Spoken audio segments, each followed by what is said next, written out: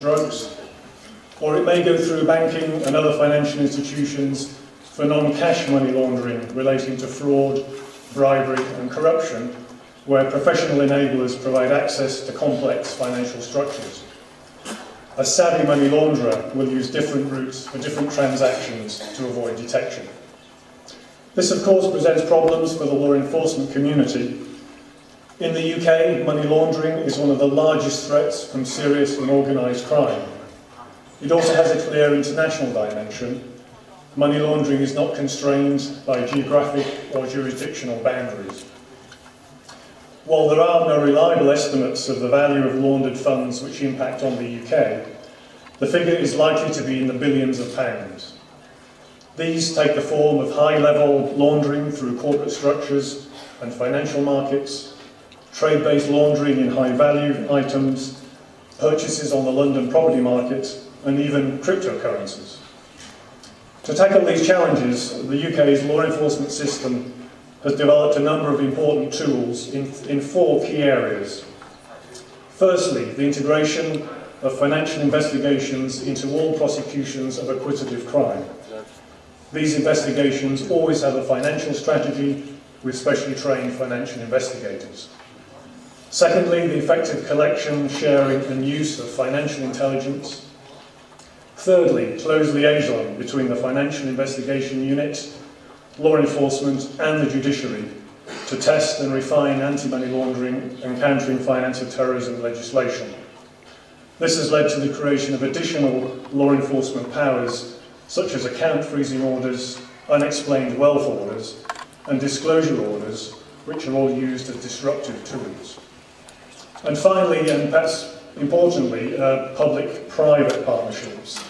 We have something called the Joint Money Laundering Intelligence Task Force, which enables information and intelligence sharing between law enforcement and a number of major banks in the UK, which enables various intelligence gaps to be filled. The UK continues to evolve its systems as the threat from money laundering itself evolves. The impact of Brexit on the nature of UK's trading, along with the expanding use of cryptocurrencies, are examples of areas on which the UK law enforcement community will focus in the coming years. As we've heard already, Mongolia itself also faces challenges from money laundering. The Asia-Pacific FATF Group report and Mongolia's own national risk assessment noted Mongolia faces threats from both high and medium risk predicate offences. Key vulnerabilities were identified in the banking sector and among designated non-financial businesses or professions. Legal reforms to improve national mechanisms have made Mongolia compliant with international standards, though there still exist differences in knowledge, practice and skills amongst investigators, law enforcers, prosecutors and judges in properly implementing money laundering and countering terrorist financing laws. Mongolia's legal framework for confiscation is also in line with the FATF standards, and whilst Mongolia has not successfully confiscated assets related to money laundering as convictions have been overturned, the value of confiscations imposed by lower courts were not changed by the Supreme Court. Law enforcement agencies are seizing property relating to predicate crimes, and courts are confiscating property, including for Mongolia's higher risk predicate offences. Law enforcement agencies are conducting money laundering inquiries, although only 2 cases have been prosecuted, and convictions obtained by lower courts were overturned by the Supreme Court. Other areas to develop will include expanding the national money laundering and counter-terrorism finance policy, and for law enforcement agencies to have internal directives and guidance to prioritise the use of the money laundering offence and the enforcement of requirements for financial institutions and DNFBPs to freeze and prohibit funds. On a very positive note, the large banks here are conducting automated screening against the UNSCR consolidated list for countering terrorist financing. In addition, some financial institutions in the non-bank sector are doing this also, though DNFBPs are conducting very little screening. But these are not uncommon challenges in developing jurisdictions such as Mongolia, And as I noted earlier, every jurisdiction faces challenges relating to their particular idiosyncrasies and must all go through the FATF evaluation process, as the UK is doing currently. But it's important to ensure that the FATF recommendations are met in full, both to ensure a robust financial environment and given the potential reputational, social and economic consequences. A lot of progress has been made in Mongolia, and I know that you continue to walk towards this goal. But we all need to be constantly vigilant to improve our systems and processes to match the evolving threats from money laundering and to collaborate as closely as possible with international partners. And it's in that context of partnership that I hope conferences such as today's will deepen the relationship between Mongolia, the UK and other international partners to tackle this global threat of money laundering. I wish you a very successful conference, and thank you very much.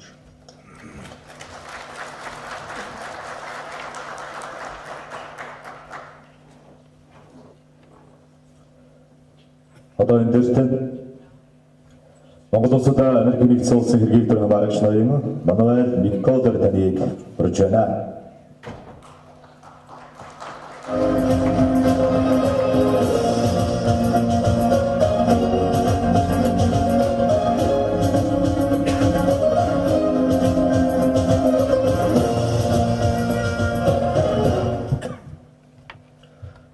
Your Excellency, Mr. Prime Minister, members of Parliament, members of the government, distinguished guests. I want to thank the National Police Agency for hosting this conference and for the kind invitation to give remarks. To begin, I want to tell a story you may know about an American gangster in the 1920s and 30s named Al Capone. Capone was a dangerous criminal in America, often using torture and murder to expand his criminal enterprises in Chicago and beyond. Now, Capone was a very smart man and managed to bribe and outlawyer his way out of prison, allowing him to continue his campaign of violence and greed in America. And despite their best efforts, the FBI was not able to pin any one of his crimes on him, the top boss, directly. It wasn't until an American tax agency law enforcement officer named Frank Wilson got involved that things began to change. You see, the one area where Capone wasn't able to restrain himself was in the lavish lifestyle he lived. And Wilson understood he could arrest Capone for the crime of failing to pay taxes on his illicit income. In other words, it was thanks to a focus on following the money that we were able to end Al Capone's legendary campaign of violence. Al Capone was behind bars because of financial crimes enforcement. There are countless examples of following the money being the linchpin to identifying and stopping criminal activity. From Al Capone to money laundering in soccer to public corruption, financial crime enforcement is the key to stopping some of the most egregious criminals. It is encouraging to see Mongolia embracing this and moving toward implementing a modern infrastructure to stop this kind of behavior. To stop the top criminals, the ones who steal the most and often are responsible for the worst kinds of criminal activity, without focusing on money laundering, is kind of like flying with one wing. Maybe you'll get somewhere, but you'll be going in circles for a while to get there.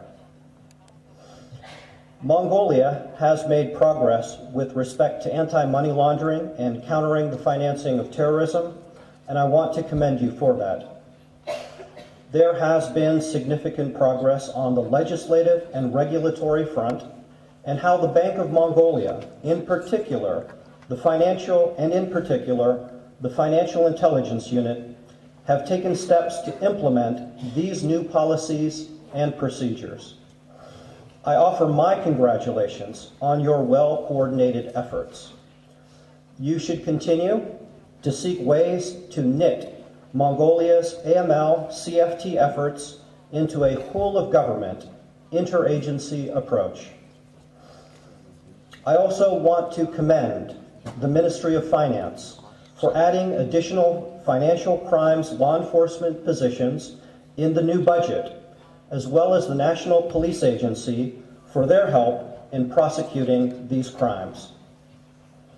More work needs to be done, and recognizing the challenges facing the non-bank sector is a good first step. Throughout this process, the United States government will continue to be your partner. Through our organization of the Donor Coordinating Group and the expert advice provided by the U.S. Department of the Treasury, Office of Technical Assistance, we are working hard with you to build the framework that can ensure that those who would exploit Mongolia for illicit gain are stopped. Thank you again for your time, and we look forward to continuing to work with you to accomplish this critical task.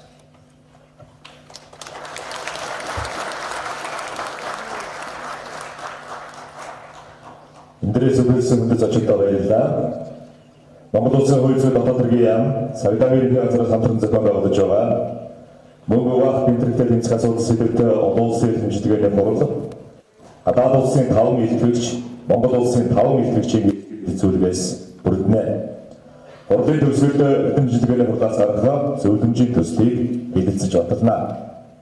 Олон улсын эрдэмтдийн хурлаар оролцогч хүмүүст зочид төлөөлөгчид эрдэмтэн судлаач та бүгдийг дурсгалын зураг авахыг хүсэж байна.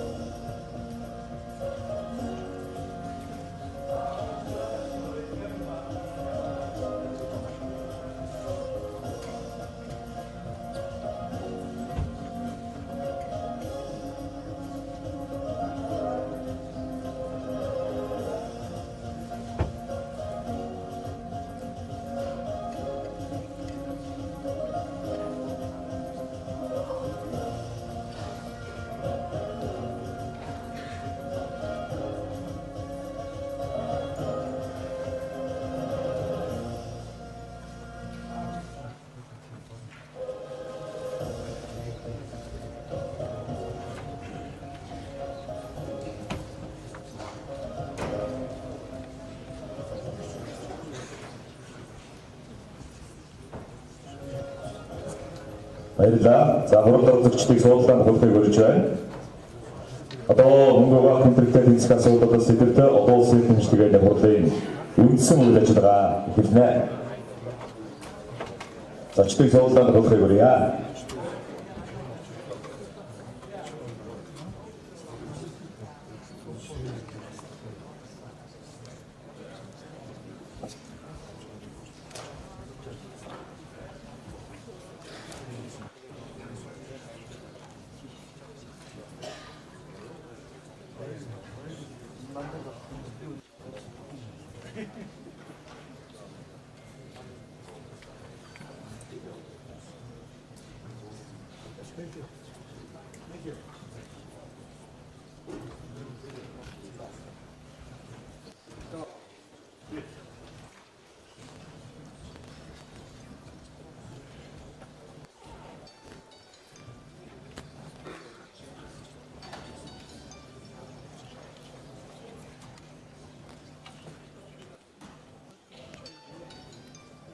За зочдыг суулгаас уцаахыг хүргэж байна. Мөнгө угаахаар интернет тэмцэх асуудал сэдвээр олон улсын өдөржин шинжилгээний хурлын үндсэн үйл ажиллагааг хэлбэлэн боллоо. Үндсэн уралдааныг цагдаагийн ерөнхий газрын эрүүгийн цагдаагийн албаны хийдээр өгөөд эдийн интернет тэмцэх газрын дарга цагдаагийн хурлаа ямаачаар үлдэн явуулна.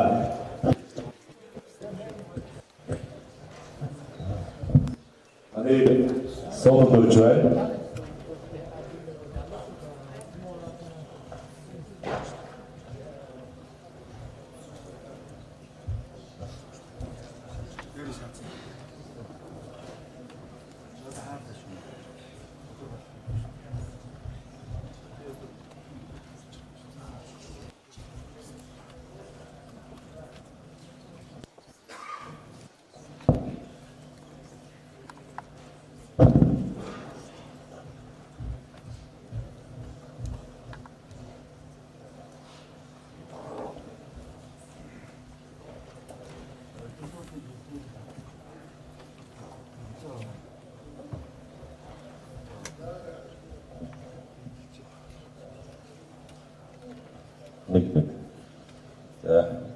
Мөнгө угаах гэмтрэхтэй тэмцэх асуудал олон улсын эрдэнэ шинжилгээний хуралд оролцож байгаа.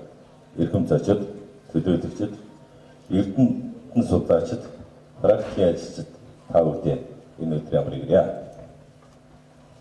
Олон улсын эрдэнэ шинжилгээний хурлын эхний хэсэгт илтгэл хэлэлцүүлэг Монгол хоногтын санхүүгийн мэдээллийн албаны дарга Оюун Батчилуун таныг урьж байна.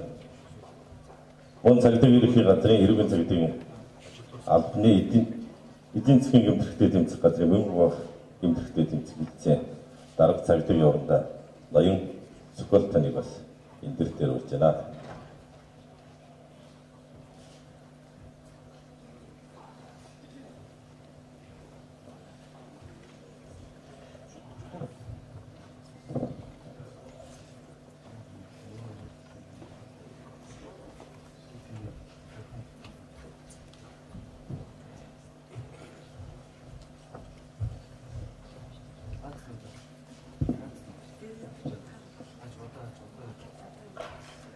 Хөтөлбөрийн дагуу Монгол улсын мөнгө угаах гэмтрэхтэй тэмцэх тогтцоо эрх зүйн зохицуултыг боловсруулах болох зарим асуудал сэдвээр Монгол хоногны санхүүгийн мэдээллийн албаны дарга Оюун Батчилуун илтгэл тавина. Таныг энэ дээр өргөе.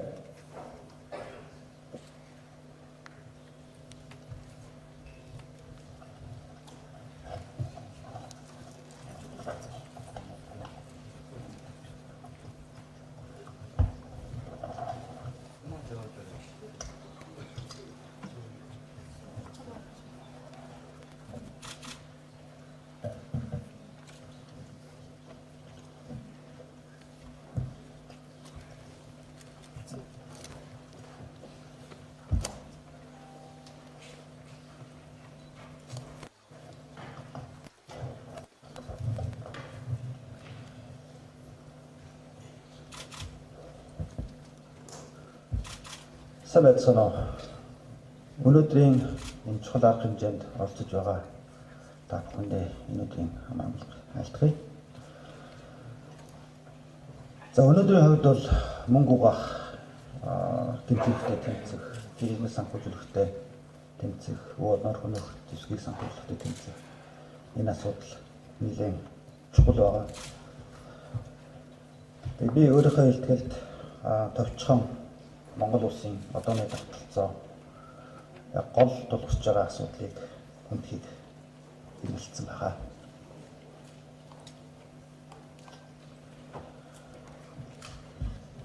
За мөнгө угаахтай тэмцэх санхүүгийн арга хэмжээ авах байгууллага фатвын мөнгө угаах, терроризмыг санхүүжүүлэх болон өөр орноор хөнөөх зэвсгийг дэлгэрүүлэхийг санхүүжилтөд тэмцэх, дэлхийн санхүүгийн системийг хамгаалах болохыг боловсруулж дэлгэрүүлэх үүрэг бүхий засгийн газар хоорондын хараад байх бус байгууллага юм а. Фатвын зөвлөмж нь дэлхийн нийтийн мөнгө угаах болон терроризмыг санхүүжилтөд тэмцэх стандарт гэж хүлээн зөвшөөрөгдсөн байгаа. Фатвын их долоогийн уулзалтаар 1989 онд байгуулагдсан бөгөөд өнөөдрийн байдлаар 37 гишүүн улс, 3 ажиглагч улс, 9 бүс нутгийн холбоо байгууллага, 23 ажиглагч олон улсын байгууллагаас бүрддэг ба бүс нутгийн байгууллагуудаараа дамжуулан үйл ажиллагаагаа хэрэгжүүлдэг байна.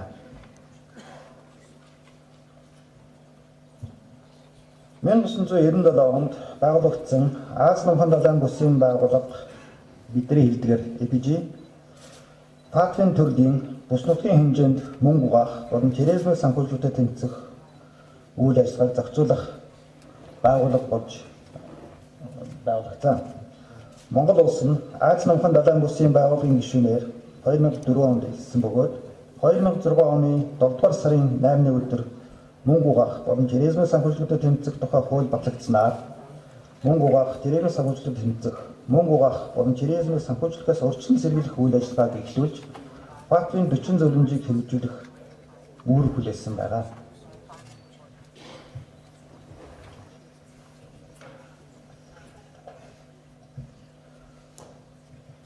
Монгол улсын их хурл мөнгө угаах болон терроризмыг санхүүжүүлэлтэд тэмцэх тухай хуулийг 2006 онд баталснаар Монгол улсын мөнгө угаах болон терроризмыг санхүүжүүлэлтэд тэмцэх тогтолцооны үндэс суурь тавигдсан билээ.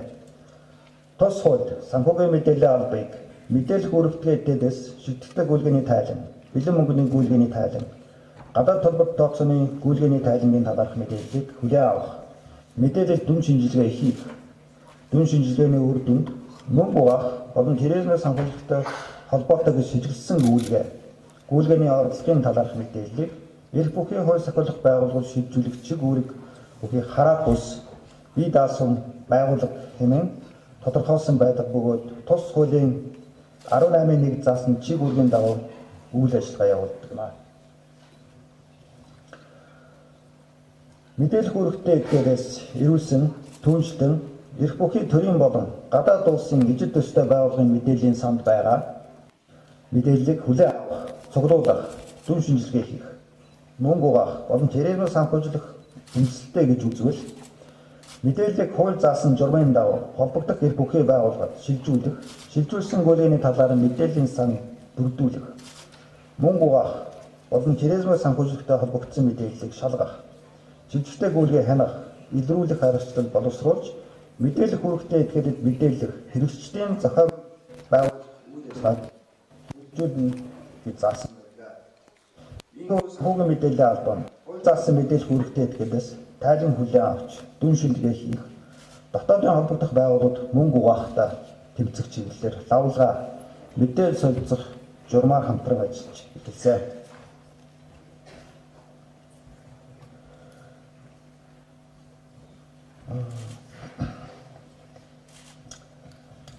Фатваас гаргасан зөвлөмжийг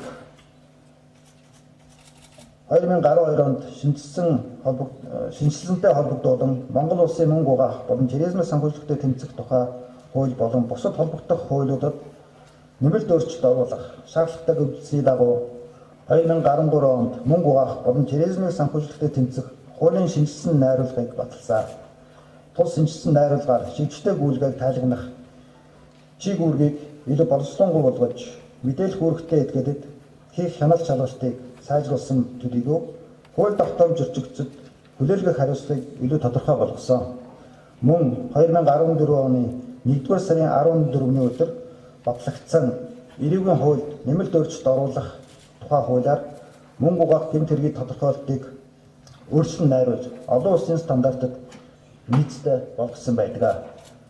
Монгол улсын их хурл 2018 онд мөнгө угаах болон терроризмын санхүүжилттэй тэмцэх тухай хууль болон бусад холбогдох хуульд нэмэлт өөрчлөлт оруулах хуулийн төслийг баталснаар мэдээлэл үүрэгтэй этгээдийн хүрээг өргөжүүлэн тэдгээр хийх хяналт шалгалтыг фактын зөвлөмжид заасны дагуу эсдэг суурилсан хэлбэрт шилжүүлэх эрхцсэн үндэслэлийг тавьсан билээ. Мөн үе удаар хөнөөх зэвсэг дэлгүүлэхийг санхүүжилттэй тэмцэх болон санхүүгийн 20 гаруй хэмжээг хэрэгжүүлэхтэй холбоотой зохицуултыг тусгаж хүлээх хариуцлагын тогтолцоог сайжруулсан болно.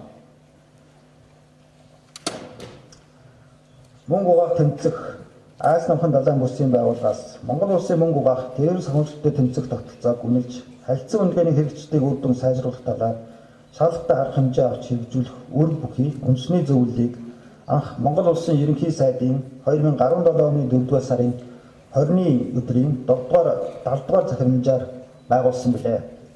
Мөнгө угаах тэрээр санхүүжилттэй тэмцэх тухай хуульд оруулсан нэмэлт өөрчлөлтөөр үндэсний зөвлөлийн үйл ажиллагааг хуульчилж өгсөн нь Монгол улсын мөнгө угаах болон тэрээр санхүүжилттэй тэмцэх тогтолцоог бэхжүүлэх чухал алхам болсон билээ. Үүнтэй холбогдуулан үндэсний зөвлөлийн бүрэлдэхүүнийг Монгол улсын ерөнхий сайдын 2018 оны 8-р сарын 20-ны өдрийн 14-р захирамжаар шинжилэн баталсан билээ.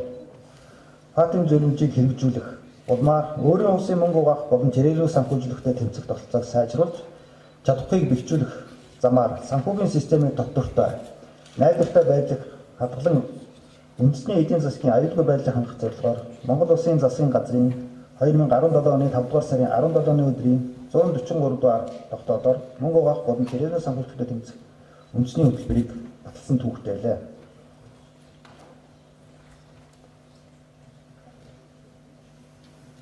ФАТ болон түүнтэй ижил төрлийн тус бүс нутгийн олон улсын байгууллагууд нь гишүүн улс орнуудын мөнгө угаах болон терроризмыг санхүүжилттэй тэмцэх тогтолцоог тодорхой хугацааны давчимжтайгаар үнэлж хяндаг билээ.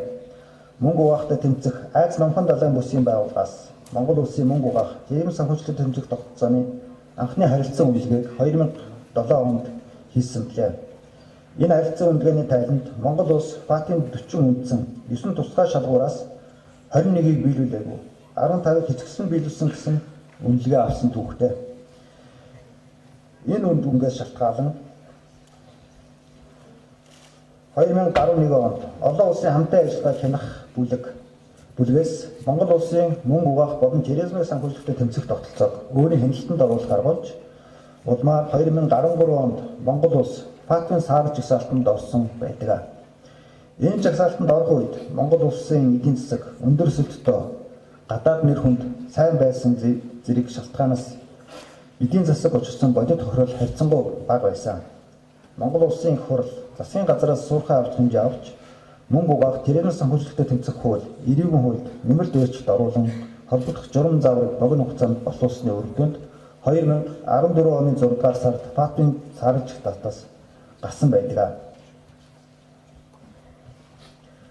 Аз намхан далайн бүсийн байгууллагаас 2016-17 онд 2 дахь удаагийн үнэлгээ хийсэн. Энэхүү харилцан үнэлгээ нь 2012 онд ФАТ-аас гаргасан 40 зөвлөмжийн дагуу техникийн хэрэгжилт болон мөнгө угаах тэрээр санхүүжилттэй тэмцэх тогтолцооны үр дүнтэй байдлыг үнэлдэг шинжилсэн аргачлаар явагдсан билээ.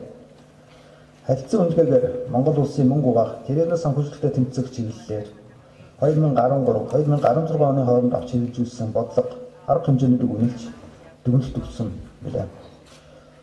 2017 оны 7-р сард хуралдсан Аз намхан далайн бүсийн байгууллагын жилийн чуулганы үеэр 2 дахь удаагийн харилцан үнэлгээний тайлан хэлэлцэж Монгол улсыг эрчимтэй хяналтанд оруулах шийдвэр гаргасан ба 2017 оны 7-р сард харилцан үнэлгээний тайлан баталж нийтлсэн болно. Аз намхан далайн бүсийн байгууллага болон олон улсын валютын сангийн холбогдох албан тушаалтнууд 2017 оны 8-р сард Монгол улсад айлчлан ФАТ-ын саарл жагсаалтад орохгүй байх. Орсон тохиолдолд саарл жагсаалтаас аль болох богино хугацаанд гарахтай холбогдуулан нэмт тэргуунд авч хэрэгжүүлэх арга хэмжээний зөвлөмж гаргаж 2018 оны 10-р сараас өмнө хэрэгжүүлэх явцын тухай бүр тайлгнах үүрэг болгосон. Энэ зөвлөмжийн дагуу санхүүгийн мэдээлэл арга хэрэгдэх хамтын ажиллагааны зөвлөл болон мөнгө угаах тэрэгний санхүүжилтийг тэмцэх үндэсний зөвлөл хамтран Аз намхан далайн төслийн бүлгээс өгсөн зөвлөмжүүдийг хэрэгжүүлэх ажлын төлөвлөгөөг боловсруулж Монгол улсын засгийн газраар 2017 оны 12 дугаар сард батлуулсан билээ. Тус зөвлөгөө нь хууль эрхцэн орчин зохицуултыг сайжруулах, ерөнхий зохицуулалт, зохион байгуулалт, хууль сахиулах байгууллагаас авч хэрэгжүүлэх арга хэмжээ, Монгол банк болон санхүүгийн зохицуулах хорооноос авч хэрэгжүүлэх арга хэмжээ, санхүүгийн мэдээллийн алба болон бусад байгууллагаас хэрэгжүүлэх арга хэмжээ гэсэн 5 бүлэгтэй өгөөд эдгээр бүлэг багтах 42 төрлийн ажлыг сангийн яам, хууль зүйн дотоод хэргийн яам, санхүүгийн зохицуулах хороо, Монгол банк, хамтын ажиллагааны зөвлөл, үндэсний зөвлөгээд 22 яам, агуулга, зөвлөл хамтран ажлын төлөвлөгөөнд заасан хугацаанд нь хийж гүйцэтгэх явцыг тайлгнах үүрэг хүлээсэн болно. Монгол банк хууль зүйн дотоод хэргийн яам болон санхүүгийн мэдээллийн албаны зүгээс мөнгө угаах болон терроризмын санхүүжилтөд тэмцэх тухай хууль, зөрчлийн тухай хууль, зөрчил шалган шийдвэрлэх тухай хууль, эрүүгийн хууль, терроризмтэй тэмцэх тухай хууль, гайлын тухай хууль, шуудангийн тухай хууль, хуулийн этгээлийн улсын бүртгэлийн тухай хууль, нэмэлт зөвлөлд оруулах хуулийн төслүүдийг олон улсын валютын сангийн зөвлөхүүдийн саналыг тусган боловсруулан холбогдох байгууллагуудаас санал авч мөнгө угаах, терроризм санхүүжилтөд тэмцэх үндэсний зөвлөл, санхүүгийн мэдээллийн албаны дэргэдэх хамтын ажиллагааны зөвлөлөөр хилцүүлэн засгийн газарт өргөн барьсан бөгөөд улсын хурал 2018 оны 4-р сарын 26-ны өдөр мөнгө угаах болон терроризм санхүүжилтөд тэмцэх тухай хууль болон дээр дурдсан даралдах хуулиудад нэмэлт өөрчлөлт оруулан баталсан болно. Монгол улсын мөнгө угаах болон терроризмыг санхүүжилтөд тэмцэх тогтолцоог сайжруулах зорилгоор Америк нэгдсэн улсын сангийн яамны техник тусалцааны алба, Австрали улсын дотоод хэргийн яам, Азийн хөгжлийн банк, олон улсын валютын сан болон нэгдсэн үндэсний байгууллагын хар тамхитай тэмцэх хороо зэрэг гадаад улс олон улсын байгууллагуудаас техникийн тусалцаа авах уулзалт сургалтуудыг зохион байгуулах чиглэлээр тогтмол хамтран ажиллаж байна.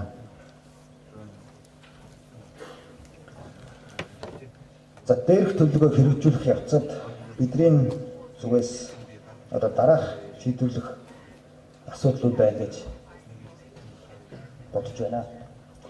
За нэгд мөнгө угаах гэмт хэрэг холбогдуулан шүүхээс эзлэн шийдвэрлэх хэрэг бага байна.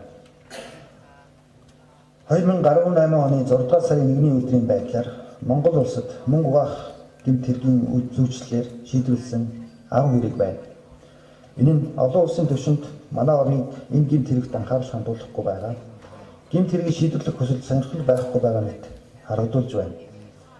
Мөн гэмт хэрэг мөрдөн шалгах байгууллагаас прокурор болон шүүхийн шатанд олон хэргийг мөнгө угаах зүйл ангилаа шилжүүлж байгаа боловч прокурор санагдах болон шүүхийн шатанд тоон буурч байгаа.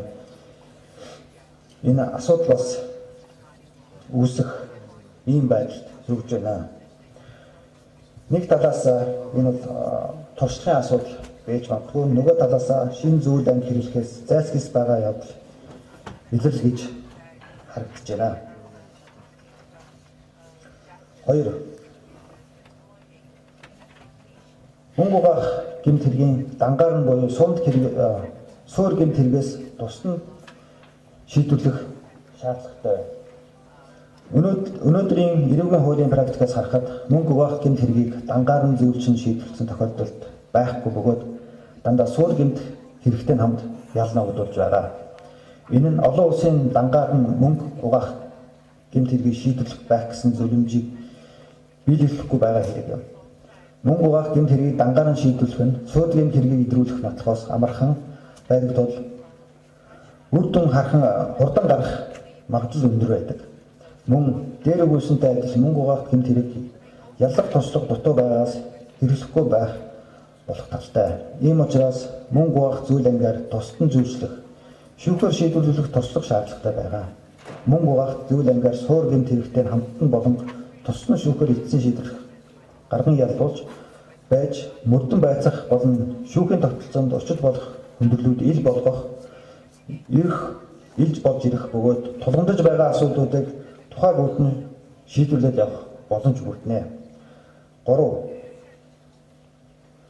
мөнгө угаах гэмт хэрэгт бага дүнтэй хорхол багтаа гэмт хэргийг хамруулж байна. Сүүлийн үед гарч байгаа мэдээлэлээс харахад хохирол гамтай багтаа гэмт хэрэгүүдэд мөнгө угаах зүйл ангаар давхар зүйлж байгаа нь сайн хэрэг боловч хохирол ихтэй олон нийтийн анхааралд өртсөн зохион байгуулалттай гэмт хэргийг хамруулахгүй байвал Монгол улсын мөнгө угаах гэмт хэрэгтэй тэмцэх тогтолцоо буруу замаар явж байгаа илэрхийлэх бөгөөд яаралтай засах шаардлагатай байна.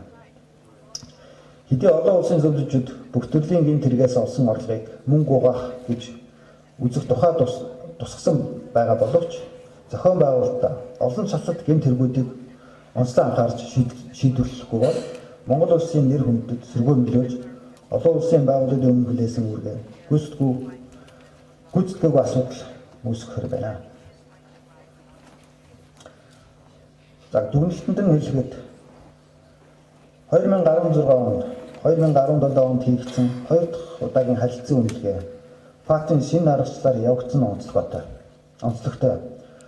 Өмнө нь бол харилцан үнэлгээг техникийн хэрэгжтэй холбоотой параметрээр дан үнэлдэг байсан. Өөрөөр хэлбэл мөнгө угаах тэргийн санхүүжилтөд тэмцэх хууль тогтоомж тухайн улсад байрангүй юу гэдэгт анхаардаг байсан. Харин одоо бол техникийн хэрэгжлээс гадна үр дүнтэй байдлын 11 үзүүлэлтээр дахар үнэлдэг болсон. Монгол улсад холбогдох хууль тогтоомж байгаа эсхийн магадлагаас гадна тэрхүү хууль тогтоомжоо хэрхэн хэрэгжүүлсэнийг мөн дүгнсэн гэсэн үг. Манайд мөнгө угаах болон тэргийн санхүүжилтөд тэмцэх тогтолцоо бүрдүүлэгч хууль тогтоомж байгууллагууд байгаа боловч гагцхан хуулийн хэрэгжилт үнэхээр тааруу байгааг Аз намхан далайн бүсийн байгууллагаас амталсан билээ. Харилцан үнэлгээний тайлан гарснаас хойш 2017 оны 1-р сарын 1-ний өдрөөс 2018 оны 6-р сарын 1-ний өдрийн хооронд мөнгө угаах гэмт хэрэгтэй холбоотой тоон үзүүлэлт нэлээд сайжирсан ч шүүхээр шийдвэрлсэн хэргийн тоо 10 бод өссөн ч энэхүү үзүүлэлтийн тоон талаасаач агуулга талаасаач саншруулах ёстой билээ. Мөнгө угаах болон тэрийн санхүүжилтөд тэмцэх асуудал нь зөвхөн Монгол банк, санхүүгийн мэдээллийн алба болон санхүүгийн секторт хамаарах асуудал биш гэдгийг нийтээрээ бид нар ойлгох цаг болсон. Энэ асуудлыг улсын их хурл болон засгийн газрын харьяа хууль сахиулах болон бусад эрх бүхий байгууллагууд зайлшгүй хариуцах ёстой болон энийг ухамсарлах ёстой гэж бид нар бодож байна. Монгол улсын мөнгө угаах гэмт хэрэгтэй тэмцэх чиглэл мэлцтэй байгаа гэдгийг илэрхийлж харуулахын тулд төрийн бүх шатны байгууллагууд хамтран ажиллаж нэгдсэн үзэл баримтлал бодлоготой болох шаардлагатай байна. Ингэснээр Монгол улс олон улсын хамтын нийгэмлэгээс тусгаарлагдах бодит аюул занц хийлгээс сэргийлэх, эдийн засгаа санхүүгийн гэмт хэрэгээс хамгаалах, иргэд аж ахуй нэгжийн бизнесийн таатай орчин бүрдүүлэх болно гэж бид нар үзэж байна. Анхаарал тавьсанд баярлалаа.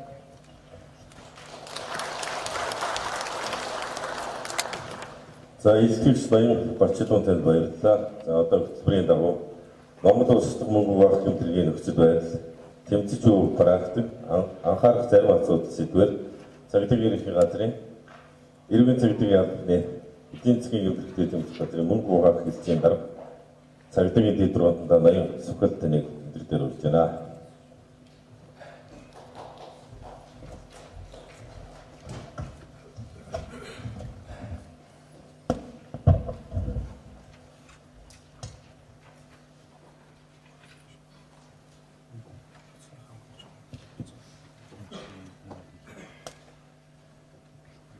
За, олон улсын эрдэмжилгээний хуралд хүрэлцэн ирсэн эрхэм төлөөлөгч мөн оролцож байгаа эрдэмтэн судлаач, практик ажилтан, оролцогч та бүхэндээ энэ өдрийн амрыг ирье.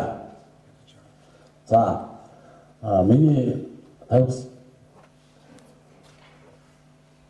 сэдвийн агуулгад мөнгө угаах гэмт хэрэгийн нөхцөл байдал, мөнгө угаах гэмт хэрэгийн тэмцэж буй практик, анхаарах асуудлын хүрээнд мөн дүгнэлт саналт гэсэн ийм агуулгатай явагдах юм аа. За та бүхэн мэдж байгаа Монгол улс факт буюу сая смагийн бас дараалал факт буюу мөнгө угаах туризмын санхүүжилттэй тэмцэх санхүүгийн арга хэмжээ хэрэгжүүлэгч байгууллагын Аз Монголын бүс нутгийн бүлэгт 2004 оны 7 сард бэлдсэн. За энэ бэлдснээр Монгол улс үндэстэн намсан зохион байгуулалтад үйлдвэрч байгаа. Мөн угаах терроризмыг санхүүжүүлэх үйл ажиллагаатай одоо тэмцэх үүргийг бүтээсэн. Ийм үүргээ бүтээгээд манайд 10 жилийн хугацаанд мөн угаах болон терроризмтай санхүүжүүлэх гэмт хэрэглэлтэй тэмцэх хүчин чармаат гаргаж ажиллаж байгаа. Түүний хүрээнд тогтолцоо одоо үйл ажиллагаа сайжруулж чадварчж байгаа. За мөн угаах гэмт хэрэг нь одоо Монгол улсын санхүүгийн системийн доктортой аюулгүй байдал занд хийдэг ба одоо гэмт этгээд гэмт бүлэг зохион байгуулалттай бүлэглүүд одоо хууль бусаар олсон орлогоор хөрөнгөө дамжуулан санхүүгийн системд өөрийнхөө одоо нөлөө тогтоох гэмт үйл ажиллагаа өргөжүүлэх чиглэсэн нийгмийн эдийн засгт хор уршигтай үйл ажиллагааг хэрэгжүүлж байгаа. За энэ төрлийн гэмт хэрэгтэд тэмцэх мөрдөн шалах ажиллагаа явуулах эрхгүй байгууллагуудыг чадварчуулах олон улсын түвшинд төдийгүй Монгол улсын түвшинд одоо энэ чадварчуулах нь одоо боломжтой асуудал хэвээрээ байгаа. За мөн угаах гэмтийн нөхцөл байдал бохир мөнгөний урсгал бүрдүүлж өндөр эрсдлийн хэрэгүүд орж байгаа. За энэ гадаад улсын жишээнээр бол одоо татвараас зайлсхийх гэмт хэрэг, хар тамхины худалдааны гэмт хэрэг, за зэвсгийн 8, авилгал, хүний 8 орж байгаа. За Монгол улсын хэмжээнд аваад үзвэл за контрол буюу нөгөө нийцүүл хэлний хуулиусаар нэвтрүүлэх авилгал, байгаль орчны эсрэг хэрэгүүд, хөрөнгө завших залилангийн хэрэгүүд орж байгаа. За Монгол улс дахь мөн угаах гэмтийн нөхцөл байдалд одоо нөлөөлж байгаа хүчин зүйлүүдийг авч үзсэн. За мөн угаах гэмтэлтэй тэмцэх тогтолцоо олон улсын стандарт нийцүүлсэн бий болсон байдал гэдэг. За энэ дээр нөгөө олон улсын мөн угаах терроризмтэй тэмцэх байгууллагаас өгсөн зөвлөмж эрчимжүүлсэн хяналтанд заасан ажлыг хийж гүйцэтгэж тэдний олон улсад баригдаж байгаа стандарт дүрм шаардлагыг нийцүүлсэн байх авч үзээд байгаа. За хууль эрх зүйн орчин гэдэг нь одоо олон улсын бас дүрм ирэх өнөөс заасны хүрээнд хууль эрх зүйн орчноо сайжруулахыг хэлээд байгаа. За эдгээр хүчин зүйлүүд нь бас нөлөөлнө гэж байна. За мөн угаах гэмтийн эрсдлийг суурьсан бодлого төлөв боловсруулах гэдэг. За энэ нөгөө мөн угаах гэмтийнхаа эрсдлийг үйлдэл энэ түүнийхээ дагуу хөтөлбөр боловсруулах, за хууль тогтоомжиндоо нэмэгдүүлэлт оруулах, мөн одоо төлөвлөгөө зорилтыг бий болгохыг авч байгаа. За энэ жишээнд бол одоо Монгол улс мөн угаах терроризмын санхүүжилтөд тэмцэх үндэсний хөтөлбөр гарсан, мөн засгийн газраас эрчимжүүлсэн хяналтын үед одоо ажиллах төлөвлөгөө гарсан. За эдгээр нь одоо хүчин зүйл нөлөөлөд агц гаж байгаа гэсэн.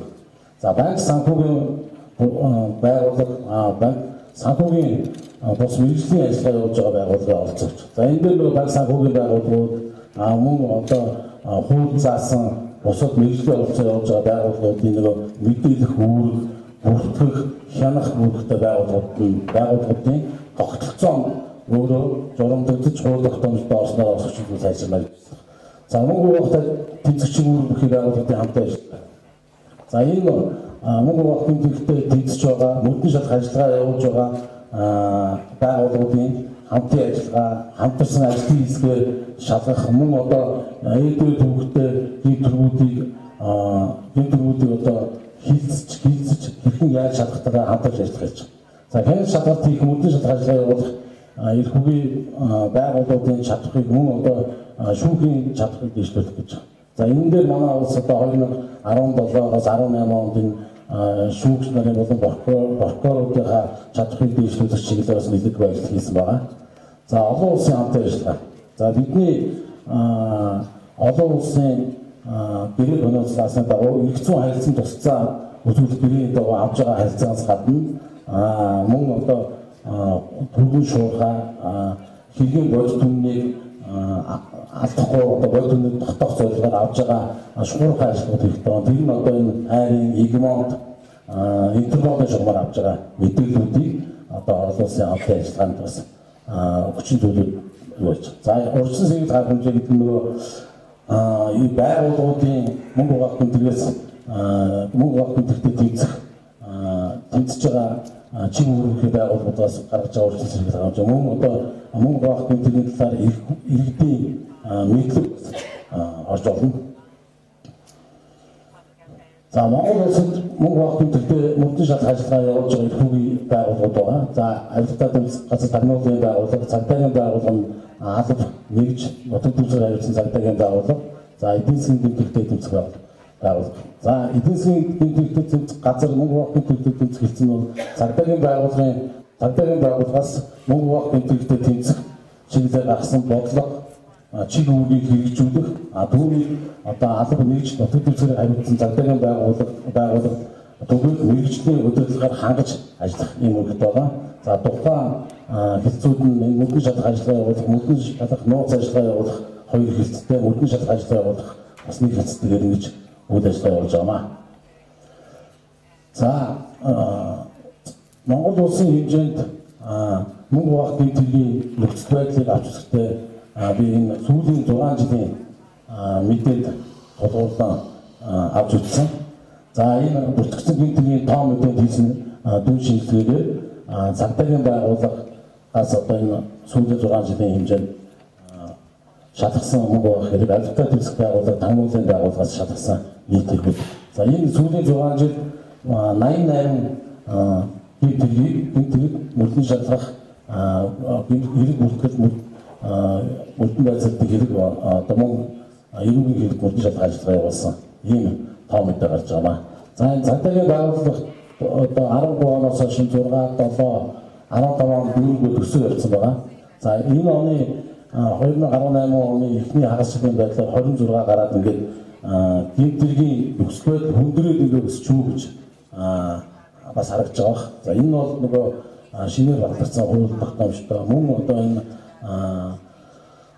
мөрдөн шалгах ажиллагаа явуулж байгаа байгууллага сүлжээүүд маань одоо энэ мөнгө угаах гэмтэргийн хэргийн суурь гэмтэртэй давхар зүйлжтэй давхар зүйлжид одоо хэрэг бүртгэлийн дугаар аваад шалгаад тэгээд шүүх шилжүүлсэн, бохор шилжүүлсэн ийм тоогоор гарч байгаа. Энэ бол эрх зүйн орчин арай боловсруулах болсон эдний хувьд одоо мөнгө угаах гэмтэртэй тэмцэх чиглэлд одоо эрх зүйн орчин боловсруулах болсон гэж үзэж байгаа. За нийгмийн хөгжилтэй зэрэгцэн одоо энэ төлөвийн гэмтэрийг үүдэж буй этгээдүүд нь одоо бүлэг зохион байгуулалтанд орсон. Мөн одоо мөнгө угаах гэмтэрийг үүдэхдээ үүлдлийн арга хэлбэр өөрчлөгдсөн. Түүндээ одоо захин мэдээллийг ашигладаг болсон. Сүүлийн үеийн техник тоног төхөөрөмжийг бас ашигладаг болоод байна.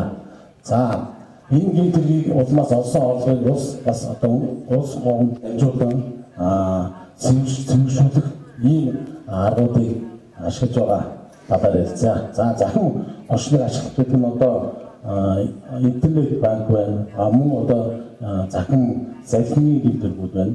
За одоо хин нэгнийг одоо өөрөө мэдээгүй багт нь тухайн хүний нэрээр данс эзэмшсэн тэрийг гадаадаас одоо удирж идэг ийм хөө хэрэгүүд одоо бүртгэгдсэн байна.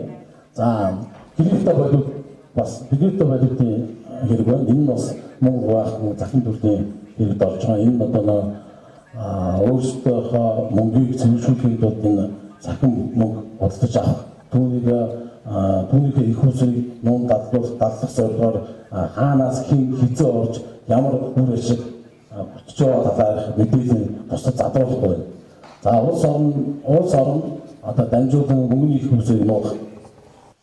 За энэ бол мэдээлэл гарч байгаа. Энэ бол авилгал болон албан тушаалын хэрэг. За залхингийн хэрэгүүд дээр мөн тодорхой хэмжээний төрийн хэмжээгээр бараа ажиллаулалтаа худалдаа ийм тохиолдлуудад энэ гадагшаа мөнгө шилжүүлдэг тэрийг буцааж оруулж ирэхдээ хамаарал бүхий компаниудынхаа нэрээр, аж ахуйн нэрээр, хүмүүсийн нэрээр эсвэл огт хамаагүй хүний дансанд байршуулж оруулж идэв байгаа. За хаа тамиг бансуулах үйлчлэлтэй холбоотой хэрэгүүдийг бол таа хүмүүж байгаа. За мөн хөрөнгөний зах зээл дээрээс гадаад улсад мөнгө угаах, гадаад улсад залхих, завших одоо энэ пирамидын залхимын гэмтэрүүд хийсэн этгээдүүд хөрөнгөний зах зээл дээр их орж иж одоо хөрөнгө оруулагчаар хөрөнгөний зах зээл дээр одоо тоглолтыг санхүүжилт оруулах ийм чиг хандлага ажиллаж байна. За Монгол Улаан төлөвтэй болон суур гэрийн явуулах мөрдөн шалгах ажиллагааны энэ 2000 цагдаагийн байгууллагаас 2013-аас 18 оны эхний хагас жилд мөрдөн шалгах ажиллагаа явуулсан Монгол Улаан төлөвийн суур гэрийн одоо хэрэгэн бүртгэгдсэн байдлаар шилжүүлж хийсэн. За сүүлийн 6 жил хугацаанд Монгол Улаан сүүл ангаа нийт 60 гэмтэрэг гэрэл бүртгэлтэй бол 90 хэрэг үүсгэн шалгасан байна. За энэ бүсдээр харуулхад нийт одоо гэмтэргийн Монгол Улаан гэмтэргийн суур гэмтэргийн 30% нь одоо залилах гэмтэрэг эзэлж байна. Хөрөнгө зарших гэмтэрэг 9%, улгаалах гэмтэрэг 9%, дээрэмдэх, малын улгаа, банкны удирдлагын зөрчих, татвараас зайлсхийх, алдаатай үйлдэл андуулсан илгээмж гэрэл хийцүүлдэг. За ингээд бид нэр хараад байхад нөгөө олон улсын Монгол Улаан гэмтэрэгтэй тэмцэх байгууллагаас өгсөн зөвлөмждөр манайхыг за танах энэ Монгол Улаан гэмтэргээр хэрэг шалгаад байгаа боловч одоо дутагдaltaй тал нь бол одоо мөн ихээр болсон. Нөгөө контрабанд хэлээр хуулиус эзүүр нэвтрүүлэх мөн татварын хэрэгүүд одоо энэ хөрөнгийн үнэлгээний хэрэгүүд байгаль орчны сэдвүүд үүдэж байгаа хэрэгүүд бол ингээд хамаг цар хөрөнгө мөнгөний одоо ихээхэн хэмжээг илэрхийлж хөдөө авч байгаа боловч тэрүүгээр одоо Монгол Улаан гэмтэрэг зүйшлэлтэд таслагдахгүй шүүгээр өссөн шийдвэрлэх байна гэсэн ийм байна. За мөрдөн шалгах ажиллагаанд явуулахад анхаарах асуудлыг бид нар энэ дөрвөн жишээнд тайлбарж өгч байгаа. За Монгол Улаан гэмтэрийн болон суур гэмтэрийн цар хүрээг бүх талаас нь шалгаж авах шаардлагатай байна. Энийг ихний суур гэмтэрийн сайн тогтоосон үндсэндээ мөн цар хүрээг нь хамт шалгах. Цар хүрээг нь шалгасан үндсэндээ Монгол Улаан гэмтэрийг давхар зөвшөөрч байгаа. За мөнгө санхүүтэй холбоотой талын үйл ажиллагаа зохион байгуулалтыг судлах. За мөн тухайн хэрэгдээ дүгнэлт анализ хийж явах, дүн шинжилгээ хийж явах, гэмтэргийн шүүх ажиллагаанд ашиглах баримт болохоор цуглуулж бэхжүүлэх. За урьдчилан сэргийлэх арга хэмжээ мөрдөгчийн мэдээлэл иргэдийн эрх зүйн ухамсарт Монгол Улаан гэмтэрээс урьдчилан сэргийлэлээ гэдэг. За гэмтэргийн оролцоо гэмтэргийн үйлдэх замаар олсон хөрөнгийг хөрөнгөсөн шилжүүлсэн заавал нотлох энэ хөрөнгийг олж тогтоох зарцаар зэрэг авч мөн олон улсын гэрээ конвент заасан тусцаа харилцан тусцаа ус гэрээний дагуу богино хугацаанд мэдээлэл болон нотлохуудыг авч явах. За илтгэлийн дүгнэлтэн дээр бол наад нохомдлын улсын Монгол Улаан гэмтэрэгтэй тэмцэх байгууллагаас Монгол улсад хийсэн 2 удаагийн харилцан үнэхээр Монгол улсын Монгол Улаан гэмтэрэгтэй тэмцэх тогтолцоо хууль эрх зүйн орчин бүрдсэн гэж дүгнэсэн. За дүгнсэн боловч Монгол Улаан гэмтэрэгтэй тэмцэх ажиллагаанд нэлээдгүй олон асуудал байгааг бас дурдж өгсөн. За үүн дээр бол хэргийн жишээнүүд байгаа. Одоо хэрэг Монгол Улаан гэмтэргээр хэрэг шалгаж байгаа боловч одоо хохирол хэрэгтэй зохион байгуулалтаа үндэстэн дамж үйлдвэрлэж байгаа Монгол Улаан гэмтэрэг нь эцэст нь шийдвэрлэхгүй байна гэсэн санааг агуулсан юм аа. Одоо Монгол Улаан гэмтэргийн мөрдөн шалгах эрхгүй байгууллагуудаа сүүлийн 6 жилийн хугацаанд мөрдөн шалгах ажиллагаа явуулсан Монгол Улаан гэмтэргийн тоо олон байгаа боловч чанар үзүүл тохирлын хэмжээгээр бас дагуугаар харуулж байгаа. Яг бол практик одоо энэ баг одоо хулгай дээр төрлийн завшиг төрлийн гэмтэрэг дээр яг бол практик бий болох хэрэгтэй гэж анхаараасаа гэсэндээ дүгэл сандарч байгаа. За цаашид дараах ажлыг хийх зүйтэй гэж үзэж байгаа. Ашиг олох зорилготой үйлдвэрлэдэг бүх санхүүгийн гэмтэргүүдийг мөрдөн шалгах ажиллагаа явуулах мөн Монгол Улаан гэмтэргийн гэмтэргийн нэгдсэн програм хангамжийг бий болгох. За энэ суур гэмтэрэгтэй хамт хангамжийг бий болгосноор дараа нь Монгол Улаан гэмтэрийнхаа тоон мэдээ үзүүлэлтэн дээр хохирлын хэмжээнд дээр одоо хүн шинжилгээгээд энийг нөгөө олон улсын байгууллага тайлбарлах бусад эдийн шинжилгээ болон практик хэрэглэх ийм ач холбогдолтой байгаа. За мөрдөн шалгах ажиллагаа шинэ арга барил, техникийн технологи нөхцөлөд туршлага судлах. За Монгол Улаан санхүүгийн гэмтэрэгтэй мөрдөн шалгах ажлын хэсэг байгуулж ажиллаж байгаа. Мөн одоо мэргэжсэн экспертүүд зөвлөгөө өгч ажиллаж байгаа гэсэн юм байна. За илтгэлийн төгсгөлд үндэстэн дансан үүдэлдэг мөнгө авах гэмтэрэгтэй тэмцэх нь олон улсын хамтын ажиллагаа хүчин чармаалт чухал болохыг дахин онцлоод анхаарал тавьсан та бүхэнд баярлалаа. Эдгээр жилийн дараагийн илтгэгч нартай амжилт хүсье.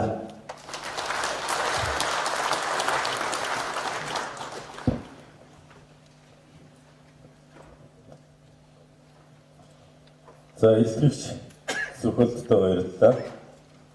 Одоо тавигдсан илтгэгчдтэй холбоотой хилцүүлгийг хэлж байна.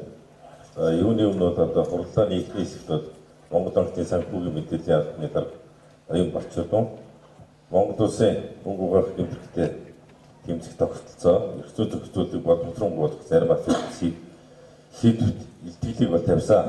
Энэхүү илтгэл Монгол Улсын мөнгө угаах терроризмыг санхүүжүүлэхтэй тэмцэх тогтолцоо ФАТФ-ийн Аз номхон талаан бүсийн байгууллагаас Монгол улсад хийсэн 2 дугаар харилцан үнэлгээний үр дүн цаашид анхаарал асуудлыг тусгасан бол сонирхолтой илтгэл байж чадлаа.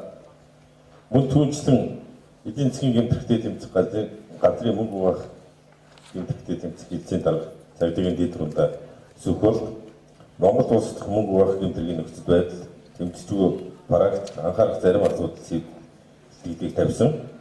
Илтгэл бол Монгол улсад үйлдэгдэж байгаа мөнгө угаах гэмтэргийн нөхцөл байдал энэ төрлийн гэмтэрэг явуулж байгаа мөрдөн шалгах ажиллагааны онцлог чиг хандлага анхаарах асуудлыг тодорхойлох замаар мөнгө угаах гэмтэрэгтэй тэмцэх ажлын үр дүн дээшлүүлэх одоо боломжтой талаар бол тусгаж ярьлаа.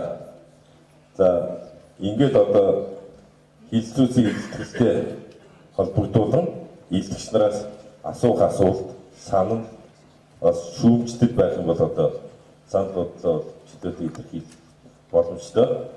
За оролцогч нараас бол одоо энэ хоёр дунджийн суудлын хоёр талд бол микрофон байрлуулад зэгцэн байгаа оролцогч нар бол асуултыг 1 минутанд багтаагаад асуув. Өөрсдөө танилцуулах шаардлагатай албан тушаал овг нэрээ гэдэг өөрсдөө танилцуулах сонирхсан асуулт болон санал бодлоо чөлөөтэй илэрхийлэх гэж хүсэж байна.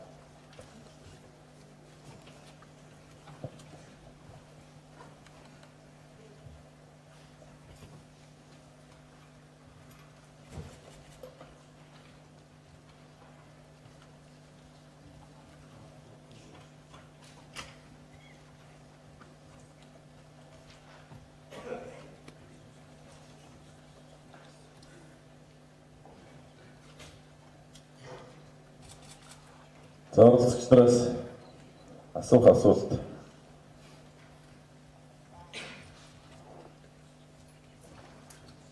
За баярлалаа. Сайн байна. Хаан банкны ахлах мэргэжилтэн эрдэм байна. Түрүүн Сүхбол даргын ирсэн илтгэлтэй холбоотой нэг асуулт асуух гэсэн юм байна. Одоо л 21-р зуунд бүх юм цахим хэлбэрлөө шилжиж байна. Үлдэгдэж байгаа гэмт хэрэгч гэсэн яг цахимаар явагдаж эхэлж байна. Түрүүн сүүлийн үед бол энэ нөгөө мөнгө угаах гэмт хэрэг криптовалют ашиглан их үлдэгдэж байгаа гэж тайлбарлалаа. Тэгвэл хариуцсан байгууллагын хувьд энэ нэгэн зохицуулт хийж байгаа юм уу? Журам дээрээ тусах юм уу? Хоёрдугаарт хууль хяналтын байгууллагаас энэ цагдаагийн байгууллагаас энэ криптовалютаар дамжуулаад үлдэж байгаа гэмт хэрэг дээр яаж хяналтаа тавьд юм бэ? Хаан банкны ахлах мэргэжилтэн эрдэм. За баярлалаа.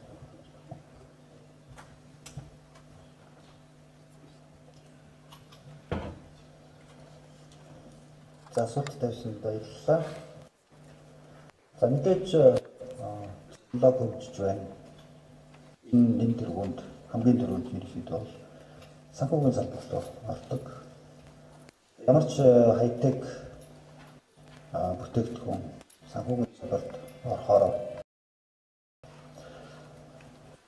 за та нар мэдж байгаа Монгол банк болон санхүүгийн зохицуулах хорооноос мэдээлэл удаа гарч ирсэн. Криптовалют Монгол улсын хувьд бол ерөнхийдөө валют гэсэн талаас тооцогдохгүй гэсэн тиймтэй. Блокчейн технологи бол өөрөө бол их хэрэгтэй юм. Таны бүгдээрээ мэдж байгаа. Ялангуяа санхүүгийн системд ажиллаж байгаа хүмүүс энийг бол мэдж байгаа. За санхүүгийн мэдээлэл авахны хувьд болохоор яг криптовалютыг хүлээн зөвшөөрсөн гадаадын улс орнууд яг энэ чиглэлээр яаж хяналтаа тавьж байгаа, яаж зохицуулалтаа хийж байгаа энэ талаар бид нар анхаарлаа хандуулад нэлээд нэгт хяналтанд автсан байгаа. Монгол улсын хувьд бидний хувьд болохоор яг одоо энэ Монгол улсын нутаг дэвсгэртээр аль бие усаар аливаа криптовалютыг хүлээн зөвшөөрөхгүй учраас бид нар одоо зүгээр бусад орнуудад юу болж байна те тухайн улс орнуудын одоо хууль бичдэг байгууллагууд нь зохицуулагч байгууллагууд нь хууль сахиулах байгууллагууд нь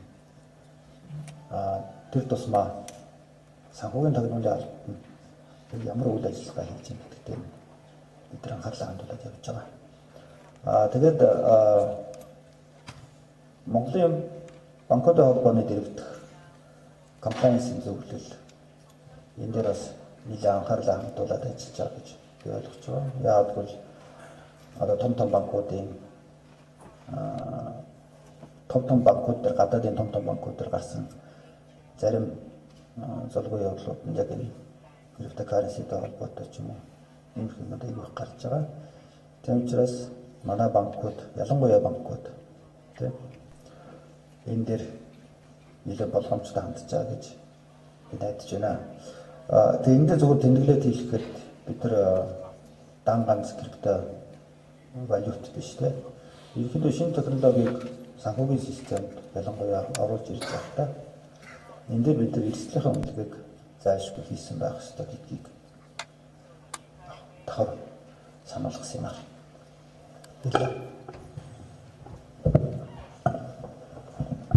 За асуулт тавьсан байлаа. За цагдаагийн байгууллага энэ төрлийн гэмт хэрэг дээр яаж хяналт тавьж байна вэ? Энэ төрлийн гэмт хэрэг цагдаагийн байгууллага шалгаж байгаа юу гэсэн ийм асуулт тавилаа. За цагдаагийн байгууллага бол нэг угаах гэмт хэрэгтэй тэмцэх чиглэлээр болон мөн одоо энэ шинэ тутамд үйлдвэрж байгаа энэ захим мөн энэ криптовалютын төрлийн гэмт хэргийг илрүүлэх талаар энэ гарч байгаа гэмт хэрэгтэй нөхцөл байдлын судалгаа хийх мөн одоо хурш орнуудын болон олон улсын түвшинд хэрхэн үйлдвэрж байгаа гэдэг гүн шинжилгээ хийж ингэж ажиллаж байгаа. Мөн одоо манай улсад үйлдвэрлэж болох эрсдлийг харж за энэ үйлдвэрлэл энэ гэмт хэрэг аль салбарт үйлдвэрлэх юм бэ? Хэрвээ энэ салбарт үйлдвэрлэх юм бол ямар хор уршиг очиж болох юм бэ гэдгийг урьдчилан харж одоо гэмт хэргийн нөхцөл байдлыг судалж байна. Мөн одоо энэ гэмт төрлийн гэмт хэргийг шалгаж байна гэвэл яг одоо бүртгэгдэл энэ гэмт хэрэг бол шалгагдсан юм баггүй. Энэ гэмт хэргийн шинжийг агуулсан гадаад улсад энэ криптовалютын суур гэмт хэрэг үйлдчихэд энэ мөнгөө Монгол улсад оруулж ирж мөнгө угаах гэмт хэрэг үйлдэж болцсохгүй энэ ийм гэмт хэргүүд дээр бол мөрдөн шалгах ажиллагаа явуулж байна. За харин одоо яг энэ Монгол улсад криптовалютын чиглэлээр үйлдэгдсэн суур гэмт хэрэг бол одоохондоо бол хараахан бүртгэгдэн шалгадаг байна. За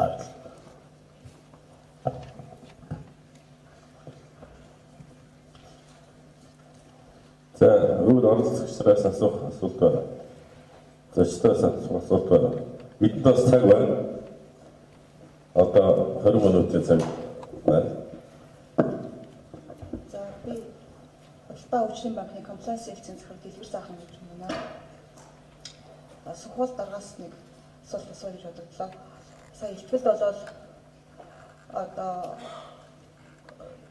мөнгө угаах гэмт хэргийг бол суур гэмт хэргээс нь ялгаж одоо үзэх шаардлагатай гэж дурддаж ах шиг байна. Тэгээд ерөнхийдөө бол цаашдаа хандлага бол ахуйн шинжтэй гэмтэргүүд дээр одоо суурилсан мөнгө угаах одоо гэмтэргийг одоо шийтгэх гэдэг юм үү тийм практик болж хорих тийм хандлагатай ингэж дурддаж байна л да.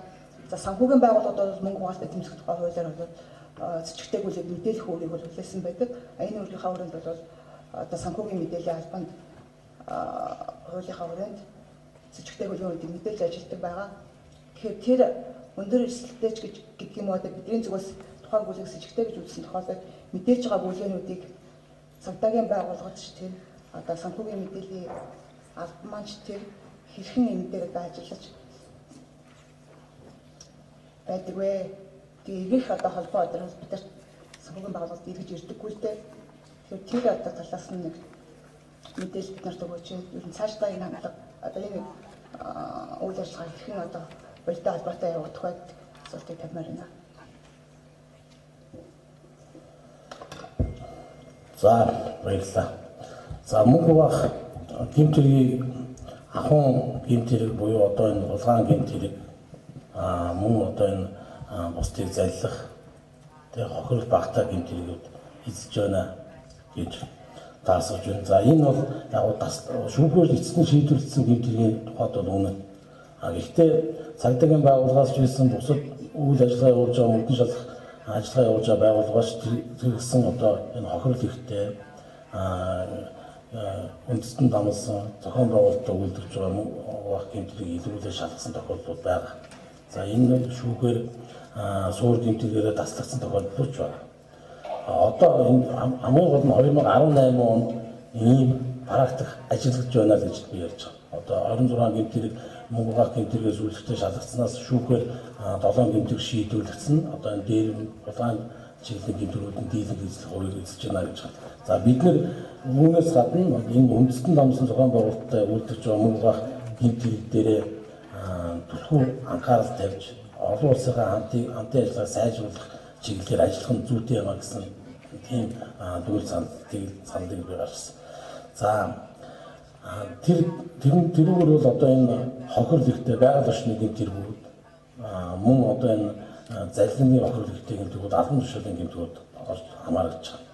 За банкудаас сэжтэй гүйлгээний тайлан мэдээгээ Монгол банкны санхүү мэдээллийн албанд өгөө санхүү мэдээллийн албанаас дамжиж одоо мөнгөн шалгах ажиллагаа явуулах чиг үүрэг байгууллагуудаар шалгаж байгаа.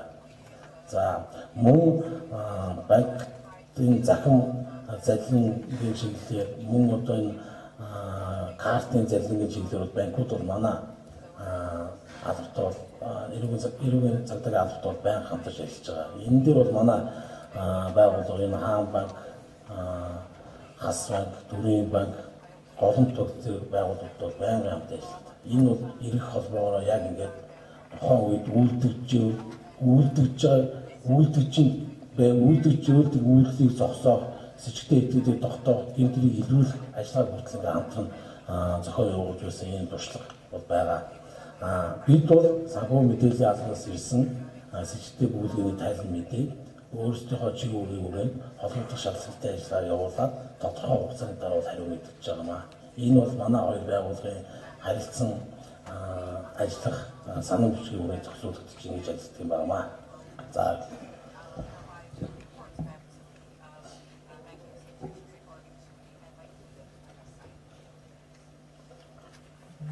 За аргалцагчдаас санал асуулт байна.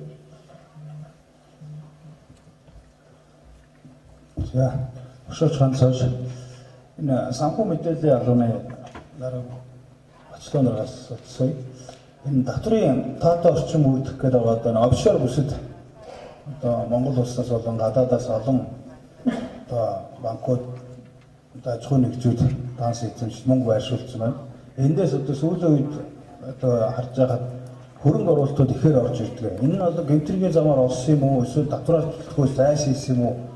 Ямар замаар олсон орлого вэ? Энийг одоо оруулж ирж Монголд хөрөнгө оруулж байгаа нь энэ мөнгө угаах гэмтрийг мөн үү? Энэ тал дээр олон улсын байгууллагуудтай санхүү мэдээлэл алга яаж хамтарч ажиллаж байна? Энэ дээрээс одоо сая хэллээ Монгол улсд үйлдвэрж байгаа жижиг залилан энэ улгаа дээрмийн иргүүдийг мөнгө угаах гэж үзэж байгаа.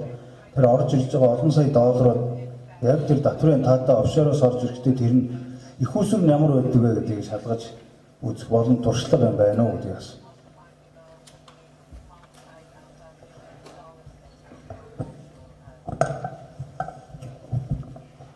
Баярлалаа.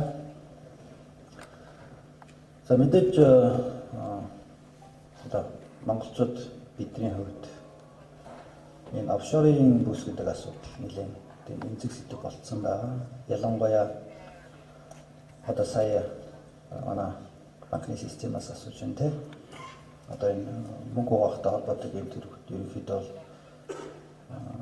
ахын тийшээ яваад байна.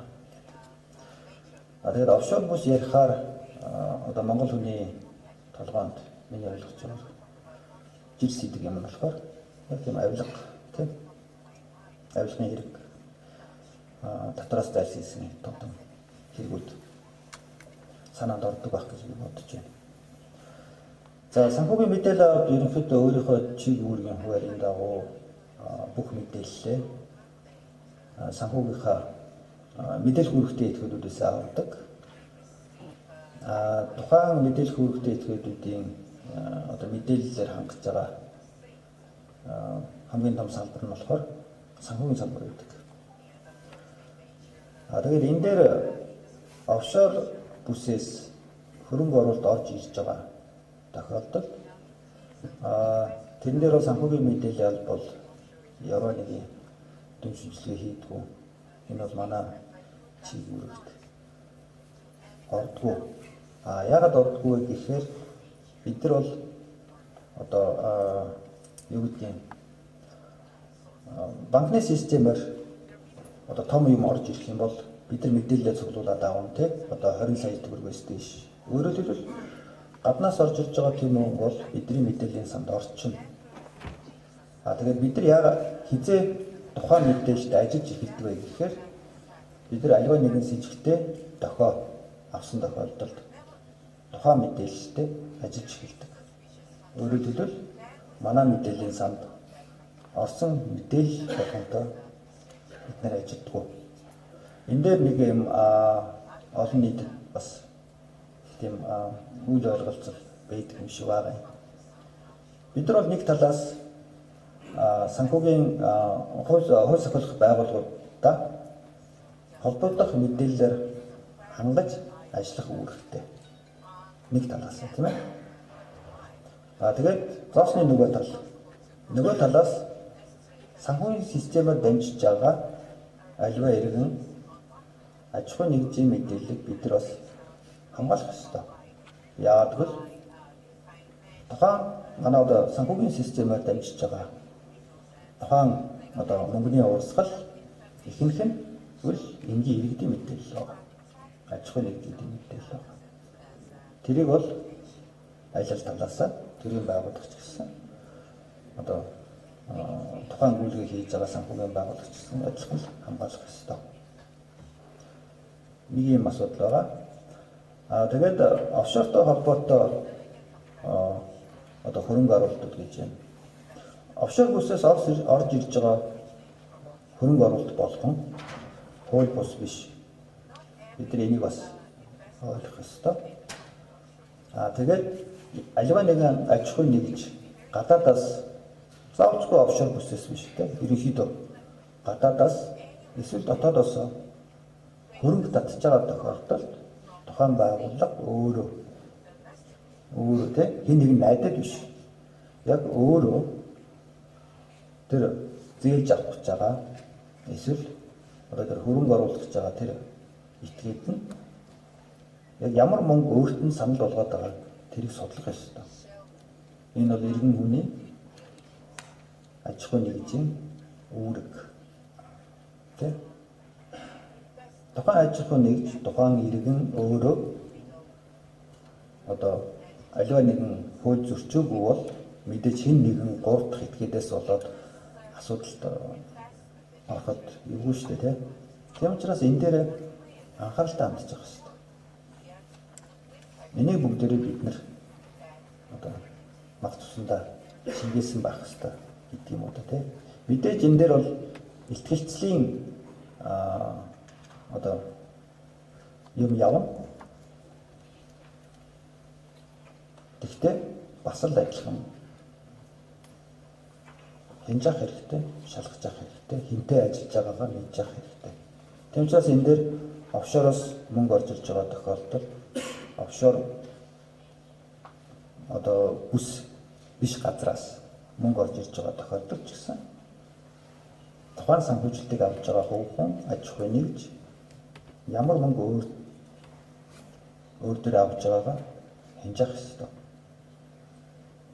Тэгээд энэ хяналтаа явуулахад одоо тухайн орны одоо холбогдох төрийн байгууллагуудаас нь бол мэдээлэл авахд бол нэлээд нээлттэй болцсон байгаа. Бид нар бас Монгол улс одоо энэ дэлхийн санхүүгийн системийн нэг бүрэлдэхүүн хэсэг болж байгаагийн хувьд бас иймэрхүү нээлттэй системийг бас хэрэгжүүлэх шаардлагатай байх гэж би бодож байна. За асуултанд хариулсан байх гэж найдаа. Баярлалаа.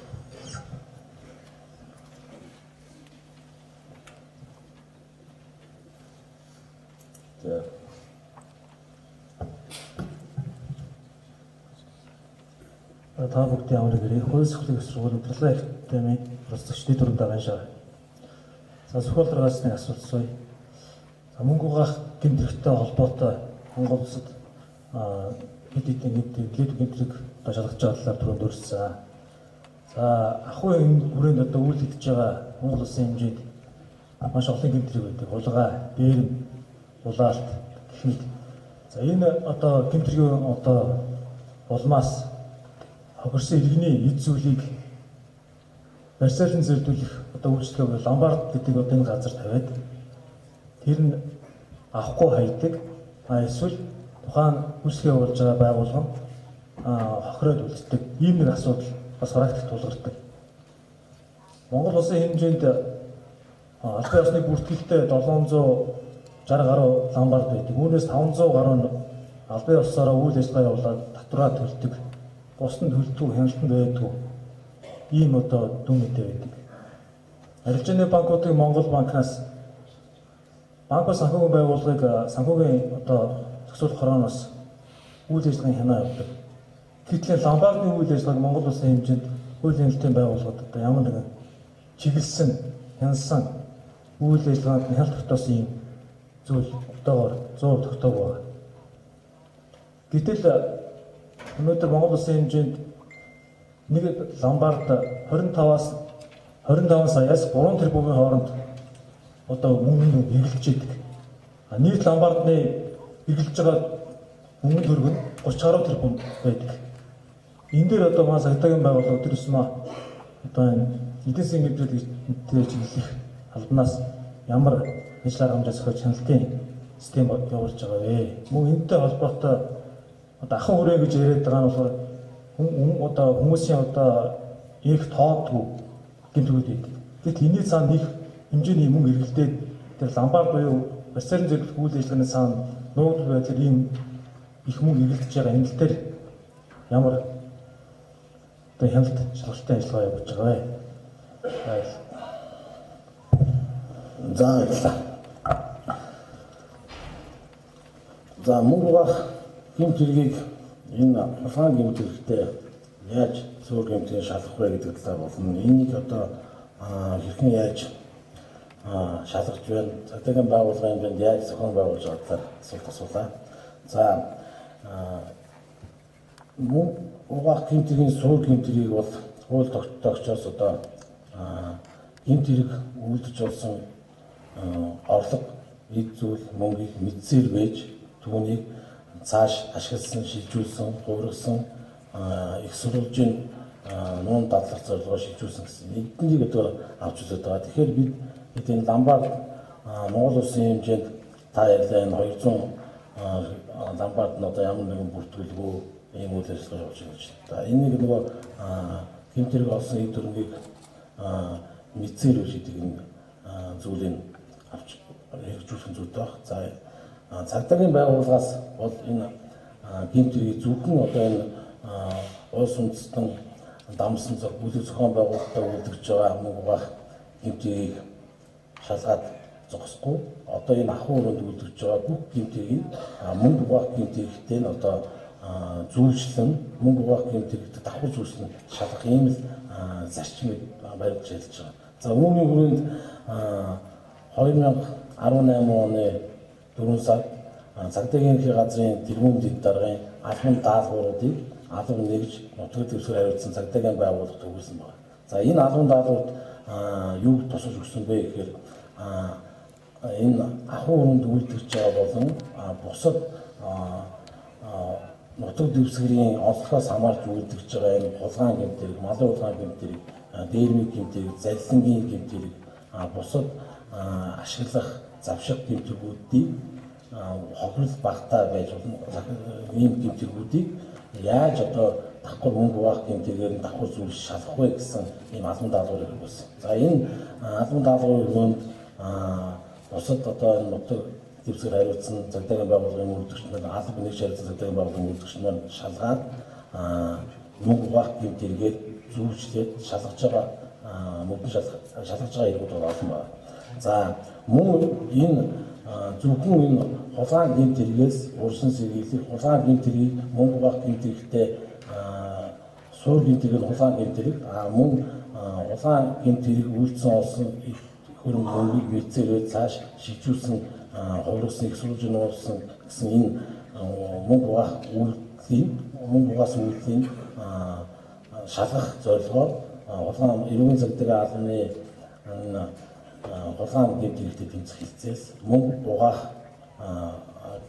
2018 гэсэн ийм мэдсэн арга хэмжээг явуулаад үр дүнтэй зохион байгуулад бас үр дүнгийн тооцсон ажиллаж байгаамаа. Тэгэхээр бид бол одоо зөвхөн зохион байгуулалтаа гэмтэх хэргийг мөнгө угаах чиглэлээр шалгахгүйгээр бүх төрлийн гэмтэрийг мөнгө угаах чиглэлээр шалгахыг энийг одоо практик нэвтрүүлэх гэсэн ийм зорилтыг тавьж ажиллаж байгаамаа.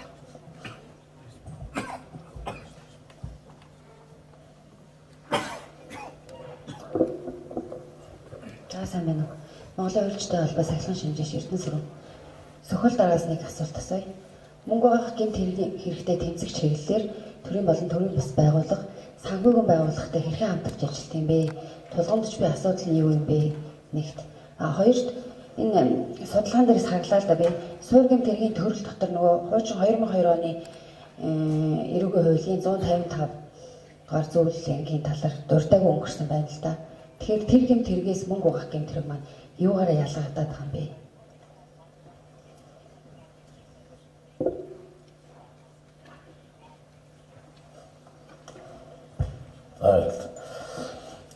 За цагдаагийн байгууллагаас энэ мөнгө угаах терроризмыг санхүүжилттэй тэмцэх чиглэлээр бол энэ төрийн болон төрийн бус байгууллагуудаа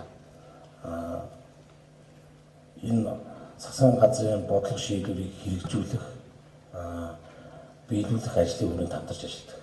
За үүнд бол одоо энэ мөнгө угаах терроризм санхүүжилттэй тэмцэх үндэсний зөвлөл гэж байгуулга. Үүнд одоо мөнгө цагдаагийн байгууллагаас төлөөлөлд ордог. За мөнгө угаах одоо энэ хамтын ажиллагааны зөвлөл гэсэн бас байгуулга байгаа. Энэ дээр бас сангийн яам, гадаад хэргийн яам, хууль зүйн яам, за Монгол банк санхүүгийн зохицуулах хороо, авилгатай тэмцэх газар, таниулын ерхий газар,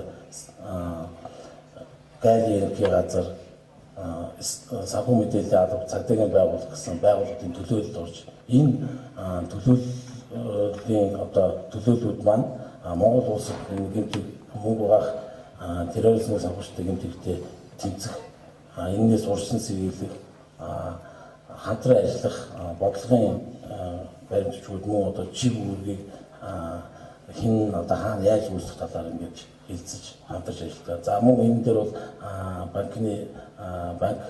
банк санхүүгийн байгууллагад бас хэрэг хамтарч ажиллах гэсэн ийм зүйлүүд байгаас.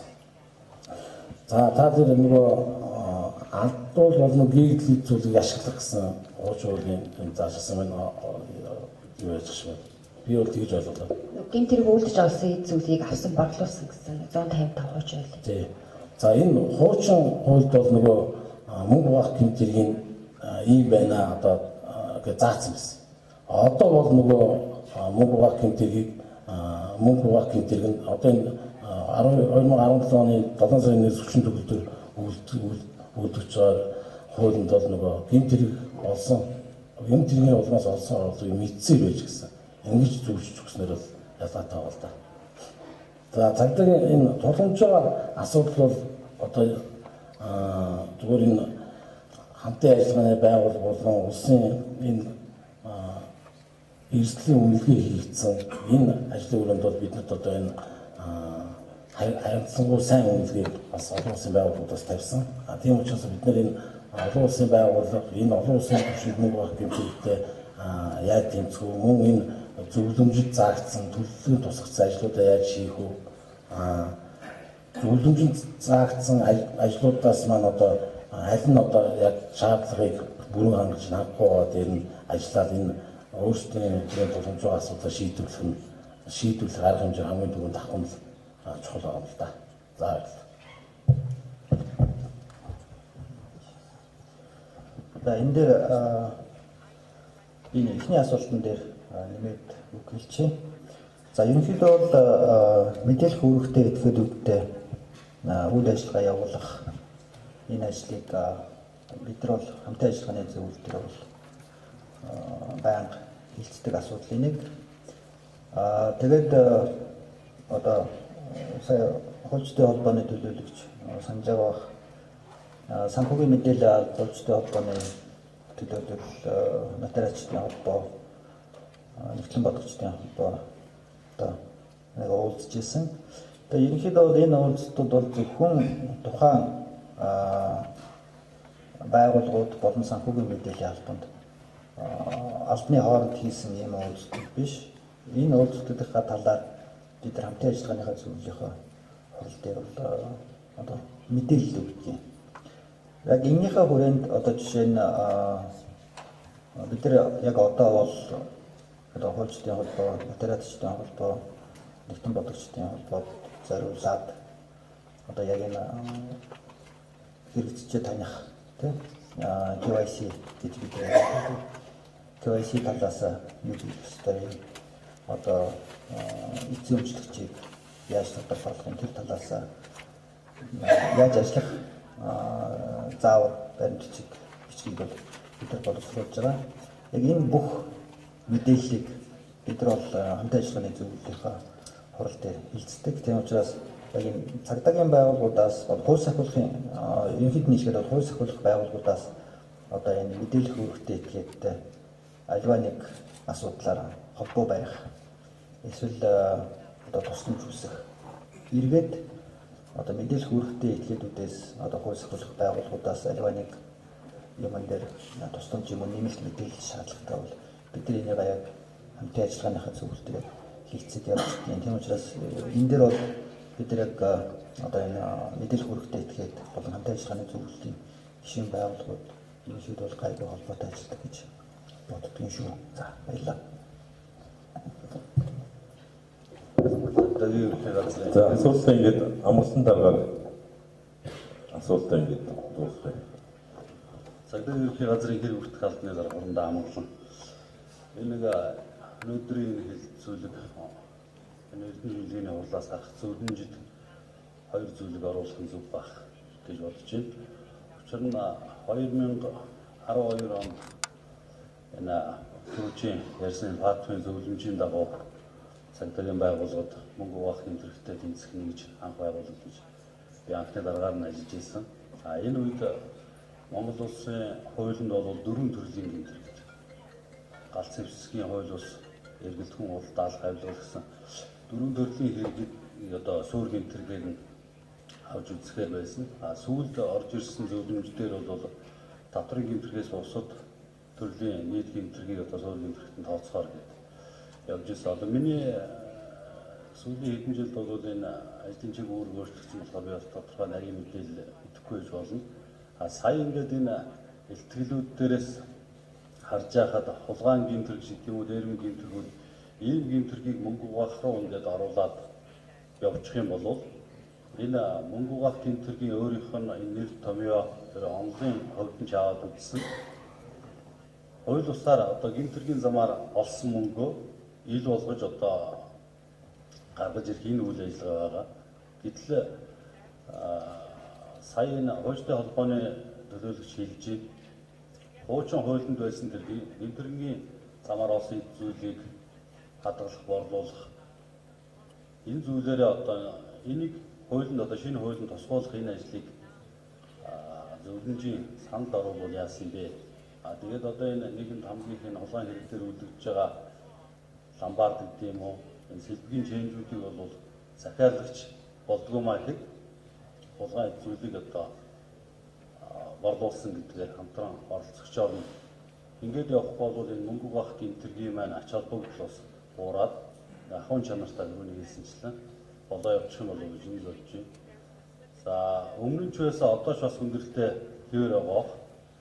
Хамгийн гол нь энэ олон улсад мэдээлэл авах санхүүгийн талаар бансны мэдээлэл, үйл хөдлөлгөөний талаарх мэдээллүүдийг авахын үйл ажиллагаа бол хаана хүндрэлтэй байдаг.